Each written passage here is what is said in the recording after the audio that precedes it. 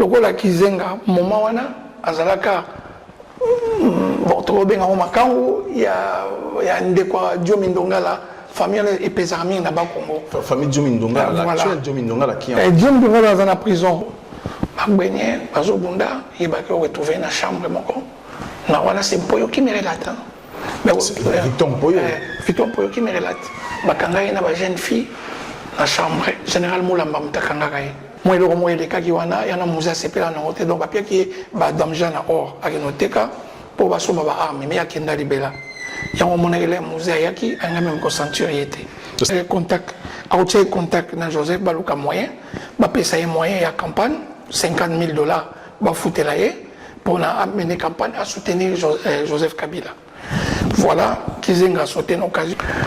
Bon, voilà encore un autre problème. Même pas parler de Rwandais, mais bah éviter qu'est-ce qui s'est passé réellement.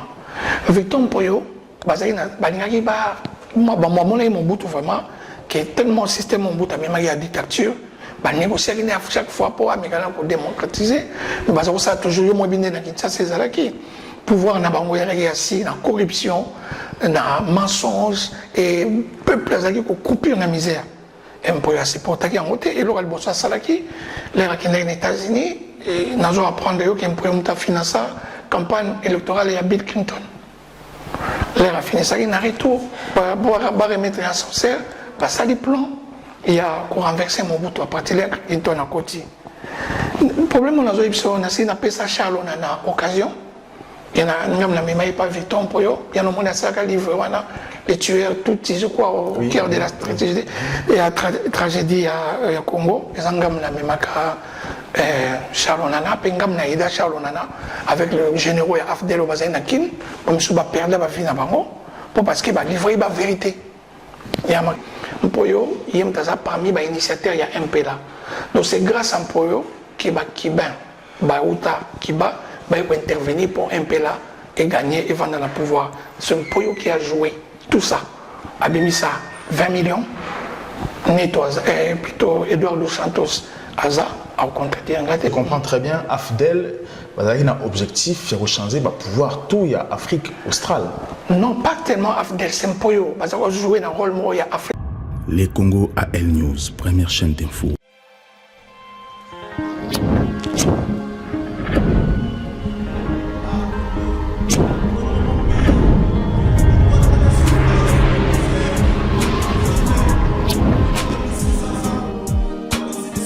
Bonsoir, bienvenue dans l'émission de Les Congo. Les Congo est une émission au bino vous permet de bisoter la République démocratique du Congo, la diaspora aussi, la diaspora la République démocratique du Congo. Dans soirée de l'eau, de se déplacer, de écouter un initiateur, il y a un mouvement pour agir à Wanakati en France, M. Émile Kalema Oyo Bango Bazali Kobunda socialement pour l'intérêt du peuple congolais. C'est pour ça que tu comprends un peu comment va organiser et aussi te parler le plus important. Comment M. Kizenga a combattu politicien? Qu'est-ce qui a fait que M. Kizenga a combattu politicien? Et aussi, donc, on est encore plus loin pour te comprendre un peu l'élément déclencheur où il s'agit qu'il y a Mobutu à Longa. Parce que tu es dit que Afdel le Mobutu et bien à Mobutu. M. Émile Kalema, bonsoir.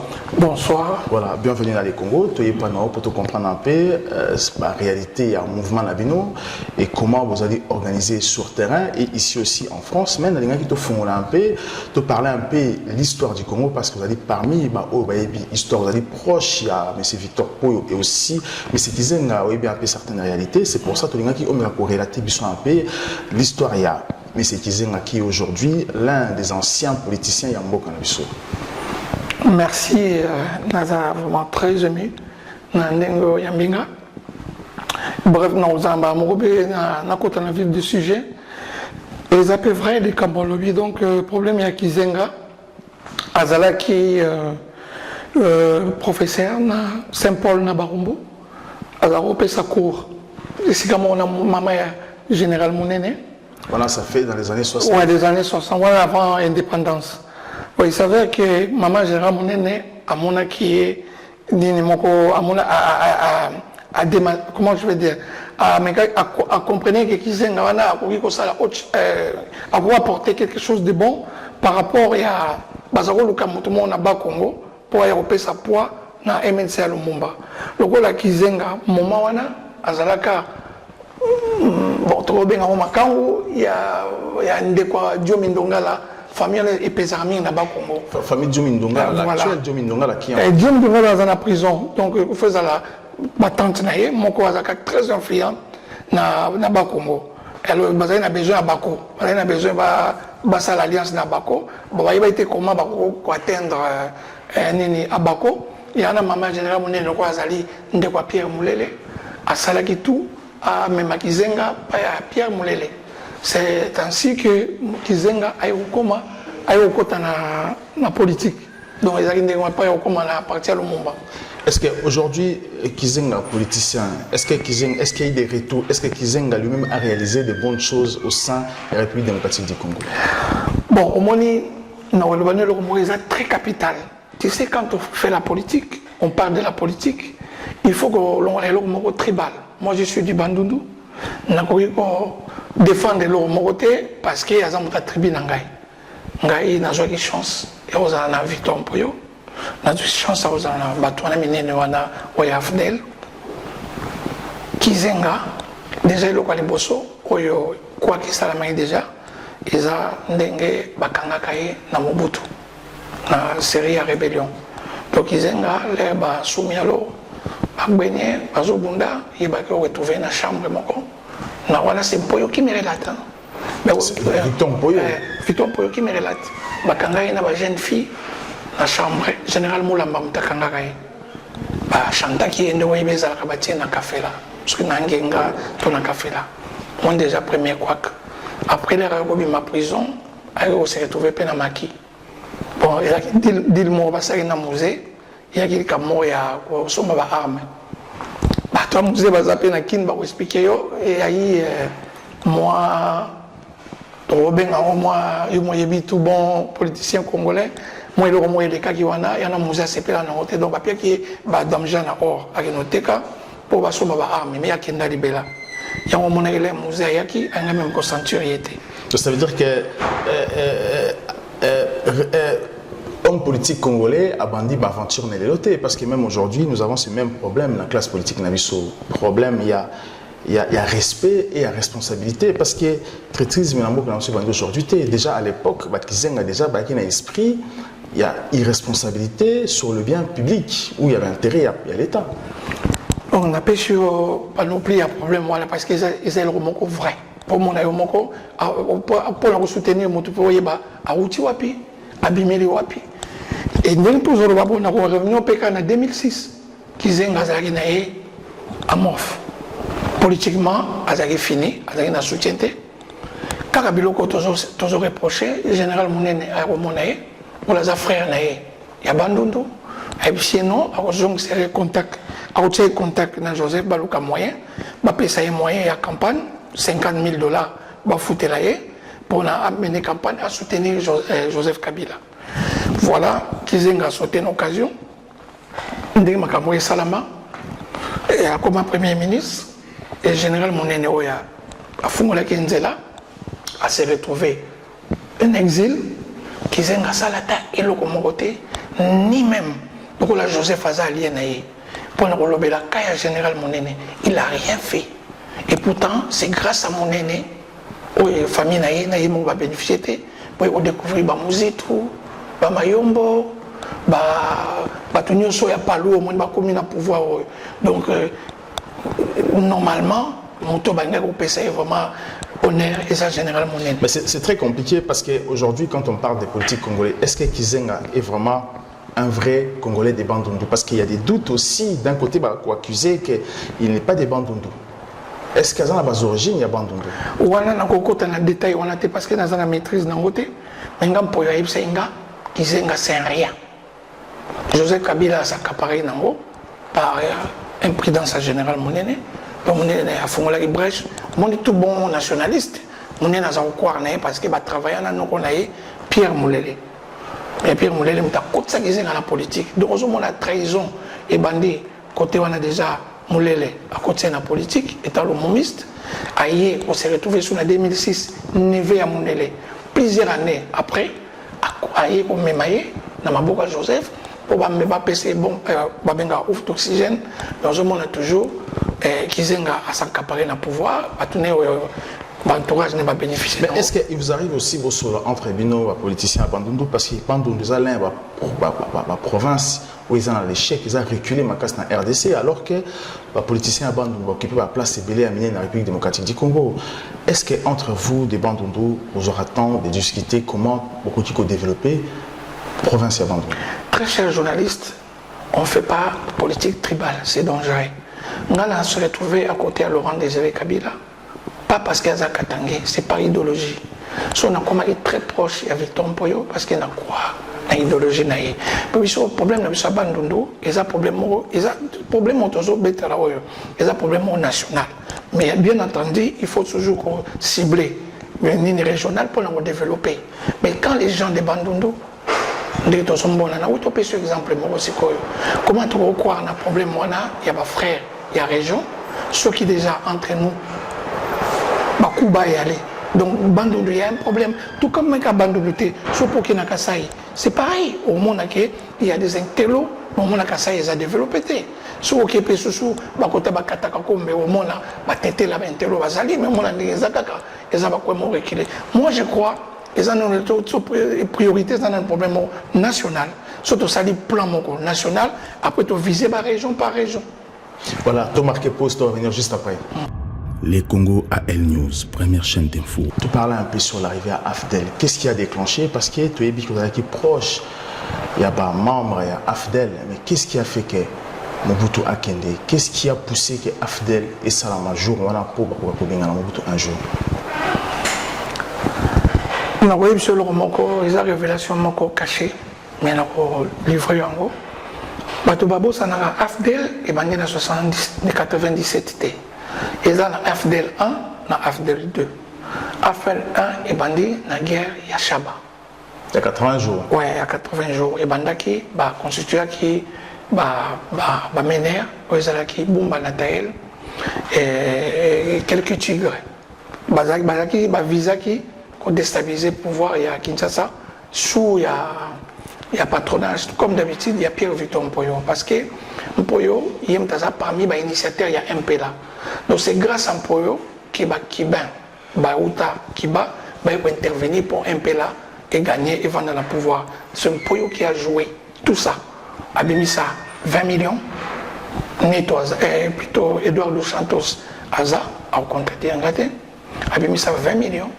Bakibem Baouti, Kiba Bayoukita na Guinée. Parce que Touré, il y a un avion touriste Tina Angola. Donc pour jouer rôle belé en Angola, na Nigeria, na Mozambique, na Rhodésie, comme Zimbabwe, na Namibie. Donc si je comprends très bien, AFDEL a un objectif de changer le pouvoir tout il y a Afrique australe.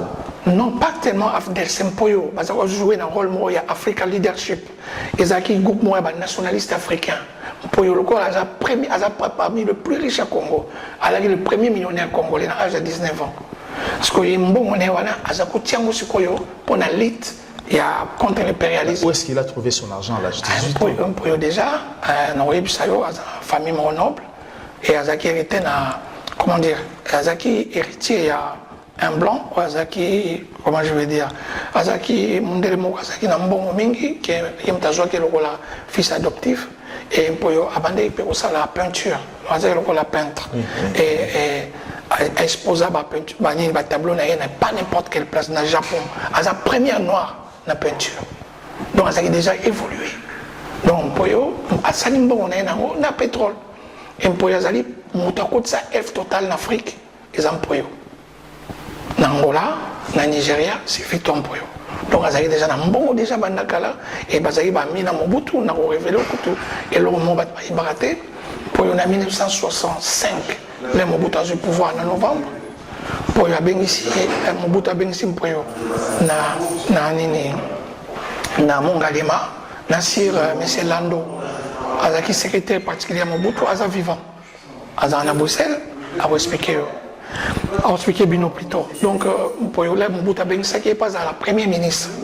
Mpoyo a ici Mobutu a bien non sur Lingi, dans la première ministre, le gouvernement qui est Moulamba, le premier ministre, il faut au sa gouvernement wana to qu'il y ait une élection crédible au bout de Victor mais on s'en fout ou quoi on a le pouvoir on a le tient sur l'élection elle est au Canada pour y c'est bon ok on va au Canada en décembre entre 65 ou 66 je me rappelle plus depuis les raisons kende au bout de bien sabi alors que le beau travail nanga pesanga 3 personnes pour na intégrer bango na gouvernement on a au sala mbala moko Mobutu a bien Ndaka et plutôt Victor pour y a bien Ndaka basali liste à 3 personnes Gunz Karibon Mokolo Wapombo na maître Kamanda bangwana Pompoyo a recommandé qu'il pas Mobutu et après l'impoyo a bimili banda ndi abandi sikoyo ko ninga ko sala moi azaki opposé Mobutu mais bazali ko solo là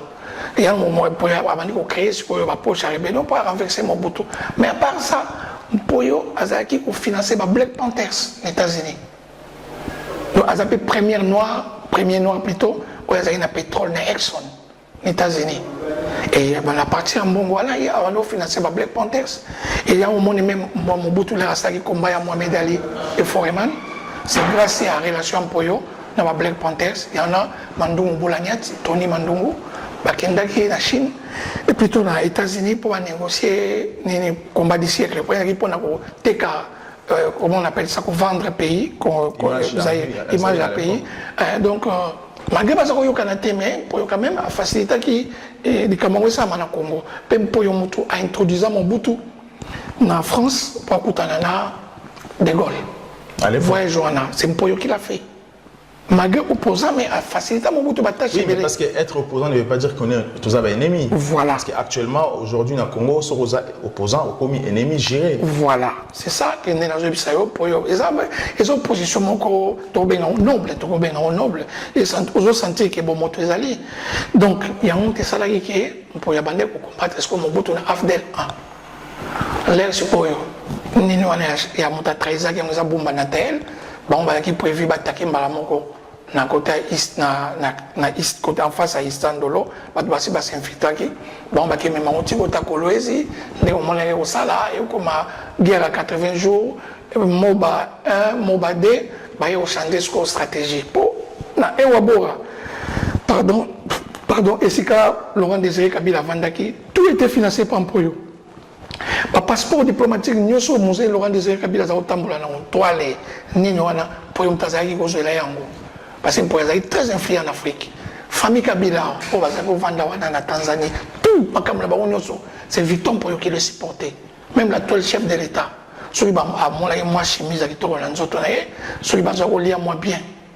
Namaki, et ça pour Victor Mpoyo. Maintenant, qu'est-ce qui a fait qu'aujourd'hui, Afdel et Yakubinga Mobutu, parce que Victor Mpoyo avait des bonnes relations avec Mobutu malgré qu'il était opposant, mais pourquoi il avait ramené Afdel Rwandais pour pas dans le Congo? Bon, voilà encore un autre problème. Même pas parler Rwandais, mais bah éviter qu'est-ce qui s'est passé réellement. Victor Mpoyo,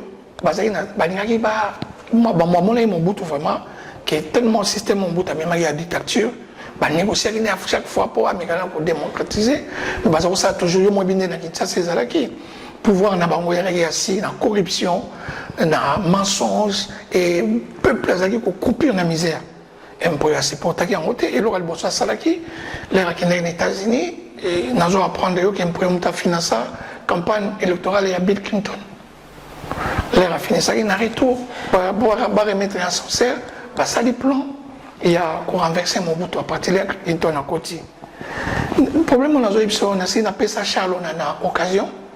Il y a un pas Victor Mpoyo, il y a un livre, les tueurs, tout, je crois, au cœur de la tragédie.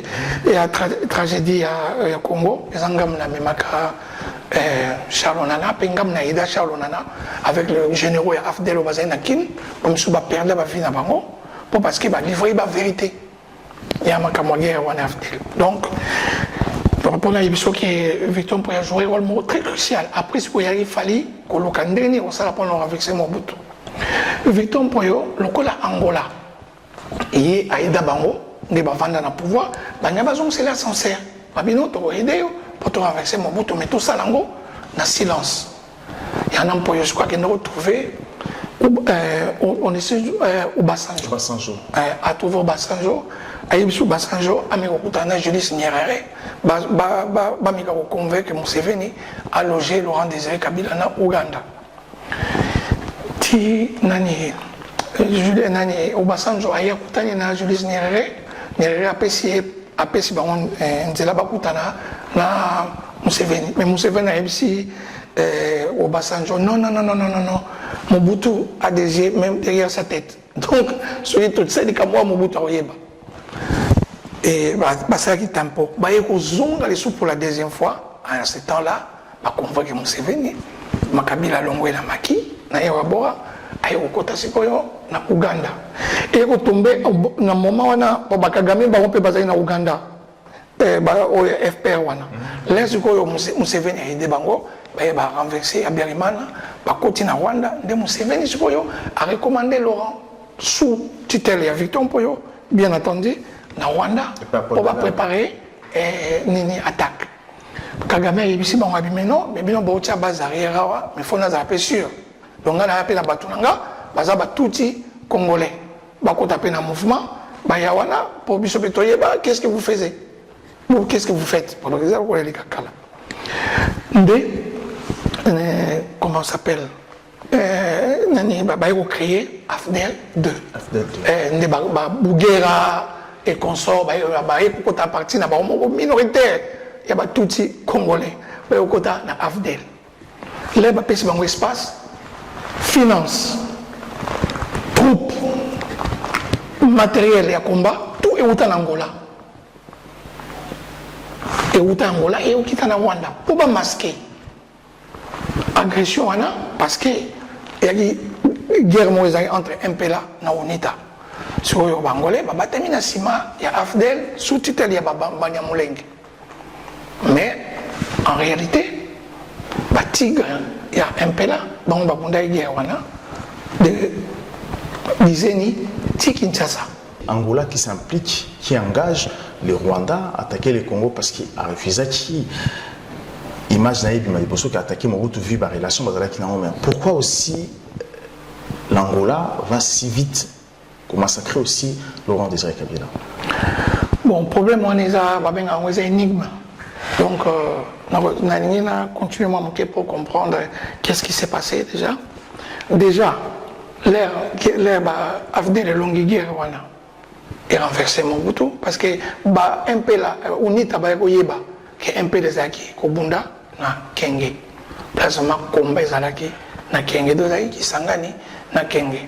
Na ko expliquer so lingene ki sangani koyaki na kenge koyaki na oya ki sangani yalaki il fallait avion moko ya Panam je crois et pour na oya ko pesa ba réfugié biloko ba captaki information bon pour être très efficace avec une valise satellitaire avec un américain ba captaki message wana qui avion moko Panam il fallait qu'il t'en sangani et que nous ça va réfugié qui sangani babiloko général Moufou na quelques généraux ba jusqu'au avion à partir à Ouganda ba peindre peinture vraiment ya Panam na même air mais ba brouiller piste ya avion na Panam ba stabiliser avion na sko ya ezaki na ba Tigre et Angola ba yeti na kisangani ba okita na tongo ba mercenaire wana ba serbe et ba un peu donc ba plusieurs il y a mercenaires ba Mobutu a recruté pour défendre Kisangani sikoyo ba les avions ya Panam ba vani ba msu bazo brosser mais non mizo pe bazo ngaba melati ba yoki mwana kachiva ezali lance rocket moko ya osaka na ngote général Moufa Bima ba bani ko betango de 9h 16h ba tona so akimi parce que même temps que vous riposter donc ils s'engagent pour te montrer qu'ils arrivent à Rwandais.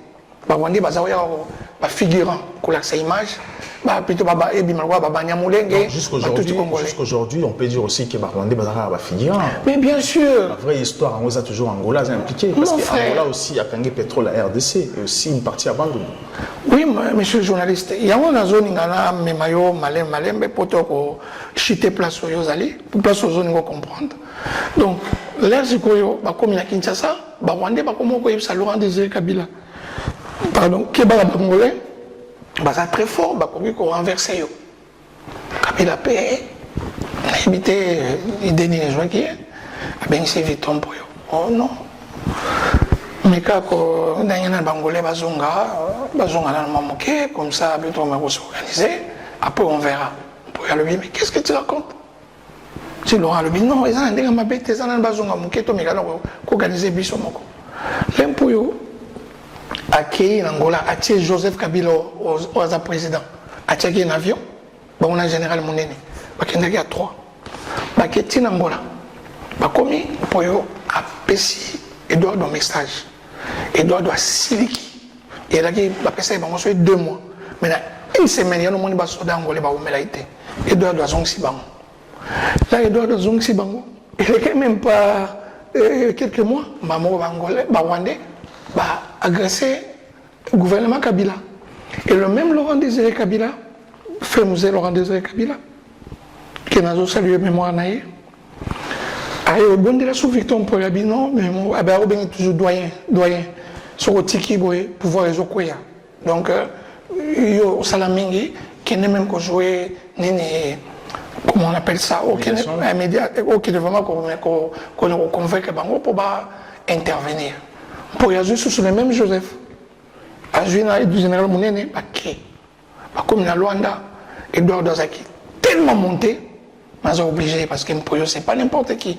Pour jouer même pour Edouard Douana, Bazala stable en Angola, c'est Victor. Donc, Bazaki obligé de Yambaba. Edouard Douana, Mpoyo, et ça pour Nayo. On le joie, entre Obo Sanate. Parce que troupe angolais, il y a un monde basé au Zonga pour partir à Matadi, des Baraza Rwandais.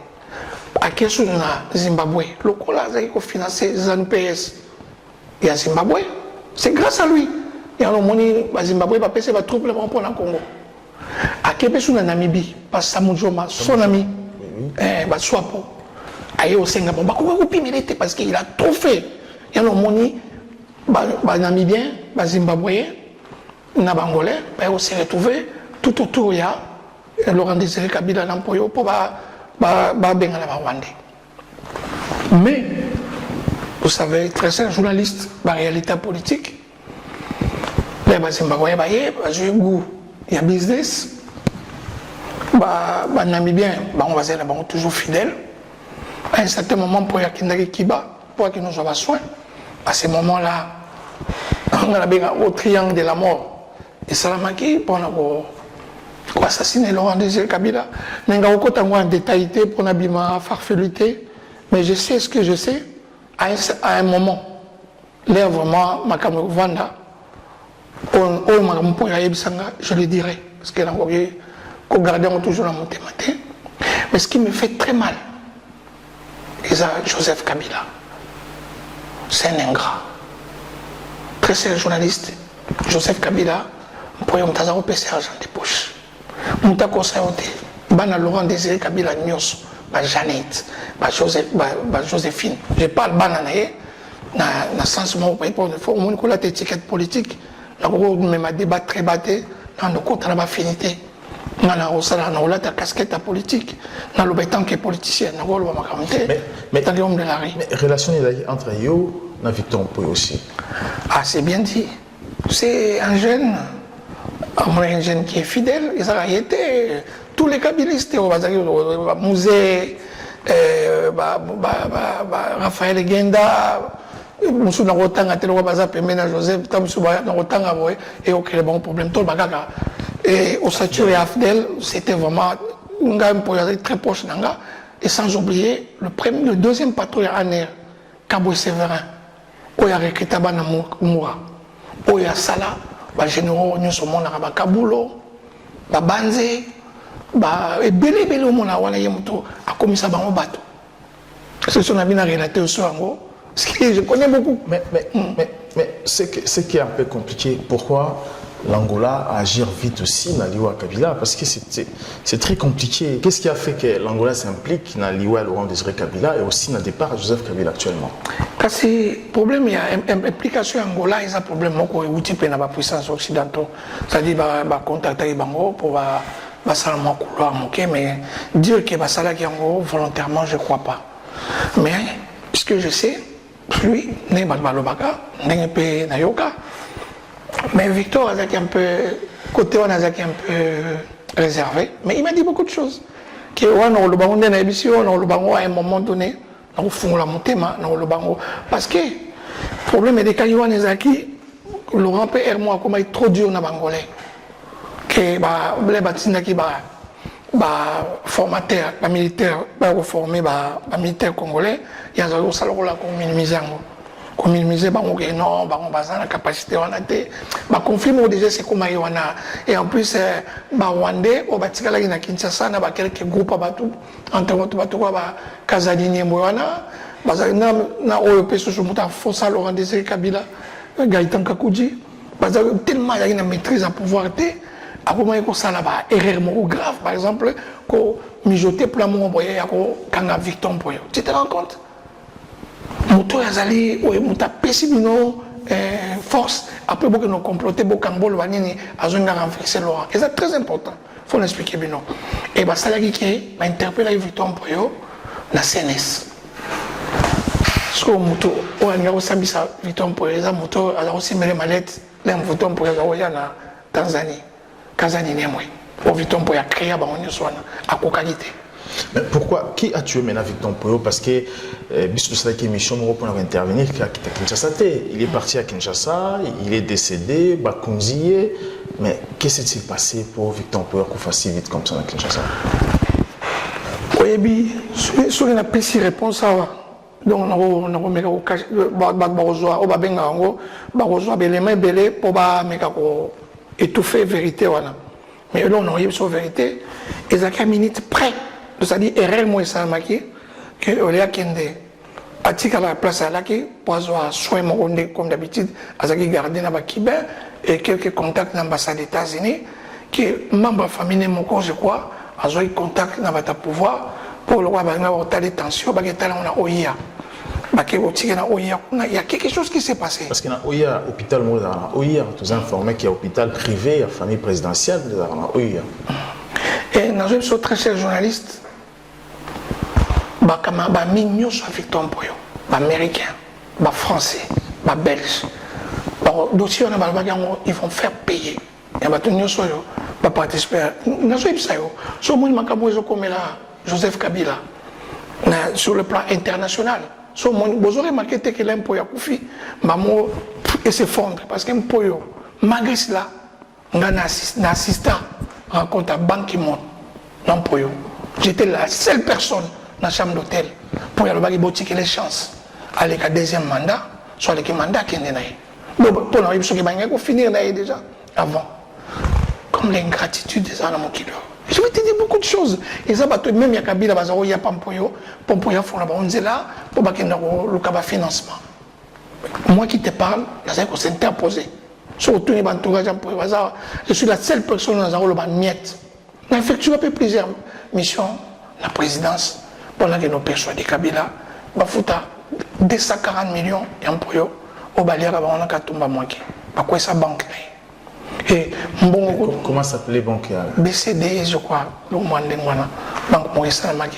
Nous avons la mémoire sur tes mains, sur Nathalie, on a l'archive, donc ils ont fait beaucoup de mal. Moutoula Bouchab, l'employé de la soin, va débloquer 120 000. Pour appeler ça pour eux, alors on lit 100 000, à 20 000, à tienne enveloppe. Et en pour avoir une pénalité dans la route. Tu te rends compte? Moto a créé. Donc, ni tu étais vite en poyo, on ne va pas mis à côté. On ne va pas musique tout est, on ne va pas guiser parce que Mobutu est toujours en place. Et nous avons Mobutu à Longwe, au Rwanda, au Baramoto. Si on comprend bien, Victor Mpoyo était la clé. Il y a un bien aussi, un mal, on peut dire ça. On dit mal peut-être parce que va capitaliser qui ni chito na Mobutu. Mais dans le ça y est, il a fumé la brèche pour nouvelle classe politique et quota. Il y en a expliqué. Laurent Désiré Kabila et Azali produit à Victor Mpoyo. Et la révolution a délayé. Tu as Laurent Désiré Kabila Koufi, continuité dans Wanyoso. Donc, Moutafoua la clé à Victor Mpoyo. Voilà, tu as cité dans la dernière partie de l'émission Nabiso, tu as parlé un peu sur le mouvement Nabino. Mouvement pour agir. Pourquoi mouvement pour agir? Justement, très cher journaliste, avec l'expérience qu'on a acquis à côté de ma grande, dans mon politique, je suis ça, et ça, politique, mon habité, dans mon on dit pas dans le monde. Politique à théorie. Donc, biso, tu as dit comment il y a un mouvement pour agir, parce que je parle de nous. Parce qu'il y a un simple composant. Donc, tu as équipe Ezali et tu continues toujours à élargir l'équipe. Donc, là, nous avons parlé de nous, c'est-à-dire que nous avons initiateur, mais présidenté. Et secrétaire général Azali, secrétaire général du Azali, Bazami Sato. Donc, tout ça, les mouvements pour tout cibler. Tout cibler vraiment, mot où ils ont rongé souffrance à peuple congolais. Tout cibler qui n'est pas ce qu'on permet d'évoluer. Oui, elle a été un peu vite, oui. Tout cibler qui éducation, santé et surtout, on est bien à l'ingala bayanke, damage. Donc, biso et l'on est tout ça qui, tout le monde, on a un partenaire extérieur au Bazawa, on va financer à 11 on les a pêché, on les a mbongo, on les a envoyé dans la poche, on a biscuit. Ils sont accompagnés, il faut qu'on ait soigné le Congo pour et qu'il y ait vraiment besoin. C'est-à-dire. Donc, au niveau de la police, il y a un financement. Voilà, en même temps. Oui, voilà. En tout cas, vraiment, au crevé, c'est le mot vraiment angolais. Mais, nationaliste. Tu as besoin de profiter de l'ambongo parce que tu vas continuer. Ils ont pas tout canaliser, fuite, il y a un bon ils ont la sauté et qui n'est vraiment pas besoin réel. Par exemple, il y a une éducation nationale. Il faut qu'on ait ça sango. Tous les tanguis, école. Dans l'église protestante. Qu'on ça un moyen, on va s'occuper de l'éducation. C'est très important. Parce que tout le monde a sango, oui, moi j'ai profité de l'éducation à Bassango. Voilà, une école protestante. Et là, on a discuté dans côté. Donc, quand on a ça cantine, parce que quand on a des sala base pour l'école, on a des choses, moyen de les athées, moyen de les athées. Quand on a ça sur la cantine à l'école, quand on a ça sur la cantine à l'université, et surtout bourse. Étudiant, sur la commune à bourse, il y a $100. $20 bakati pour la golia, na ko la bilamba na ye, na ko ba fourniture pe ya bango pour na ya kotanga. 80 net kali ya na poche. Des étudiants sont déjà comme golia. Azo que l'école, aza biloko nyoso aza na ngo complet, je crois, a ça la concentrer en études. Alors, Congolais en extérieur, ou par exemple la restauration. Il y a pas d'offres ça, mais il y a un type d'emploi et comment. Il y a dans l'université, il y a un marché, il y a restauration, il y a université, il y a parce que mentalité est moyebi. Autre mentalité, toujours fin à battre un sambokate, yoyebi. On va comment on peut essayer loko, au moins la lobby, à ce moment-là on a karuka, na monga fola, au moins lukaye. Pour qu'il y ait ça complice, donc je préférais tout banana ainsi. Après tout mata. Monsieur Émile, mais lorsque vous avez créé le projet Nabino Rosa policier, il y a un fonds où ils sont destinés à la ville démocratique du Congo, est-ce que vous-même déjà vous êtes compétent, l'équipe, parce que c'est très important, nous savons tous que l'homme politique congolais ou l'homme congolais est faible devant la matière et en bon. Lorsque vous recevez, est-ce qu'il y a une équipe, vous avez des gens fidèles pour résister devant l'argent et aussi surtout battre dans la promesse et puis dans l'accord. Très chers journalistes, nous répétons toujours le problème. Le problème est important, c'est la tête. Au moins, la tête est solide. Tout ce qui est bateau, on a de toute façon, on a bien entendu, les alliés qui ont côté, à côté. Ils sont assemblés, il y a plusieurs écrits, mais nous sommes à moi assemblés. Et toujours, je montre par compétence. Toujours, on a tout dit, quand on passe à Copenhague, comme des négociations, ou soit parce que devant les quartiers, on a dit ça. Non, par compétence. Mais par compétence, mais si la compétence est liée à un vol aussi, il a été d'esprit faible, il aime beaucoup l'argent. On va écarter du coup. Tout ça a besoin de quoi. Tout ça a besoin, il y a besoin de savoir la démocratie participative. tout sentir que le peuple a bénéficié. Et puis, parce que le peuple le chef des peuples, le gouvernant, tout le monde, l'homme politique, parce que c'est serviteur à peuple. Mais tout le monde, ça sur le contraire, le peuple a comme le rôle, comme le chef. Non, c'est le peuple qui est chef. Il y a même un projet dans notre visée l'éducation, santé, la sociale. Et ça pour ce peuple, à son niveau faculté de soit bien, créer des conditions d'éducation, ils ont bien. Ce qui peut avoir profité pour par exemple la création, il y a un restaurant populaire dans chaque commune. Au lieu de maman va dire à la maman, je vais engager dans un restaurant populaire. Moi, dans ça, il y a bien. Et ce qu'on va dans le restaurant populaire, on a pris beaucoup abordable à tous. Le monde sur un restaurant aller, à un massage. Et après, tu crées ce qu'on appelle un dispensaire populaire. Donc, soins gratuits. Et on a toujours même sur tout côté santé. Et ça toujours ça dans l'église protestante. Toujours dans la fond extérieur. Toujours, mais bien sûr. Est-ce que maintenant, il y a des fonds pour appeler ça à la fond extérieur? Est-ce que vous avez un contact pour financer? En tout cas. Ou encore, est-ce qu'il va accepter que nous, dans la police, avoir fond aussi? Le problème, il faut toujours booster les choses. Mon très cher journaliste, on a la chance. Je n'invite sur la chance, pour la spiritualité, dans la bénédiction, qu'on a profité de la carnet, de la très sans problème. Les Kabila Zoé est là, richesse, un pouvoir à apprécier, à la hauteur de son mentor, on a là un mentor, dans une instruction, il y a une classe d'instruction. Quand je parle d'instruction, je rappelle, c'est une recommandation. Nous avons sur l'année. Donc, durant 15 ans, par exemple, à part Nandaki. Et après, ce soit à Pissaïna, la ligne directeur. Comment marcher. Et en plus, à fond, on a un carnet d'adresse. Alors, le point, on a un monté. Nous avons la maille, nous avons la relation et l'équipe. La relation, nous avons profité, nous avons côté, tu sérieux. Tu vas me discours, le bango, ça n'est pas toi, et si il faut toujours sa crédibilité, il y a politique à Comore, il faut tomber ma politique autrement, qui va m'en sérieux. Mais est-ce qu'il y a une différence entre vous et la classe politique congolaise, militaire et opposition? Il va pouvoir dans le pouvoir parce qu'il y a une différence entre nous et nous. Mais bien sûr, nous avons combien de qui a chapeauté. Mais nous avons eu le mouvement, frère de Nazate. Nièce de Nazate. Dans la cadre. Et on peut pas faire comme ça dans Facebook ou bien nous devons envoyer un besoin de voter. Nous, c'est les combats. Donc, le problème est une différence pour nous tenir bien entre Bissot, n'a pas peut-être. Nous avons la politique à théorie, Bissot, on s'en la pratique. Qu'est-ce que cela veut dire? Donc, Bissot, toujours ciblé, besoin réel et à peuple.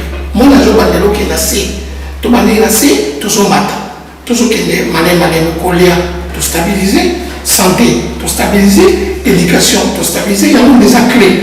Après tout le matin, on a entreprise privée. Parce que l'entreprise privée, et c'est très important pour tous ceux qui ont la maîtrise, tous ceux qui ont la maîtrise et la fonction publique. L'entreprise privée, voilà, et c'est nous qui avons cibler le travail. Et dans le travail, il faut créer rapidement agence intérim, il y a l'État. Et à l'agence intérim, on a la première condition, tout expatrié, tout étranger, a un droit à société, il y a besoin de congolais la CDI. Impossible. C'est fini. Donc, si on a besoin de terre bonne, jardinier, il faut y avoir l'agence intérim, il y a l'État. Et l'agence intérim, l'État, pour fixer le salaire, 500 $. À part ce qu'il y a domestique, ce qu'il y a magasin, au magasin, par exemple, au ministère de un but lucratif, ou un salaire 800. Non négociable. Après, surtout question du secteur pétrolier. On a besoin de savoir les années SMIG. Pour qu'on a 1500 et puis d'autres conditions hygiène de travail. Donc, on soit CDI. C'est-à-dire que c'est vous qui créez des barèmes sur l'emploi. Voilà, en collaboration avec le ministère du Travail. Il faut tout ça en collaboration avec le ministère du Travail. Maintenant, vous comptez, parce que j'allais poser une question sur comment on a pouvoir. Donc, j'ai compris, le ministère du Travail, mais vous comptez travailler avec l'actuel gouvernement ou à prochain gouvernement? Maintenant, j'ai dit carrément. On va travailler avec qui? si toujours pour la main, dans sûr, Kabila soit un matou ya Oyoka. Parce que moi, dans un docité, mais na butu na kota na réunion na vallée na la assistant. Mais soyez bien le que soyez là, parce que matou il est dans mon côté. Barbo, elle est plus puissant qui Kadhafi, elle est plus puissant qui Saddam Hussein, elle est plus puissant qui ceux qui m'endélent, par exemple, Go, aux autres Tembe, c'est le moment à quitter. C'est Émile Kalimatoukoumi Nasuka, émission d'Abisso, vraiment, dans le Mango. Qui a parlé un peu sur les arrestations arbitraires où Tomoni Komo, homme politique, la République démocratique du Congo, pas le gouvernement actuel, et aussi Tomoni arrestation, il y a M. Aaron Gouachi. Alors lorsque vous avez M. Aaron Gouachi, alors réaction dans le mouvement réaction dans un sentiment de révolte. Parce que Aaron Gouachi, c'est un frère, un ami. Oui, qui est un camarade, un soldat, un carrière militaire, mais un humain. Alors, nous avons profité de lancer un message par Tambwe Mwamba, na Flori Kabange, PGR, Joseph Kabila, dans le Baboué.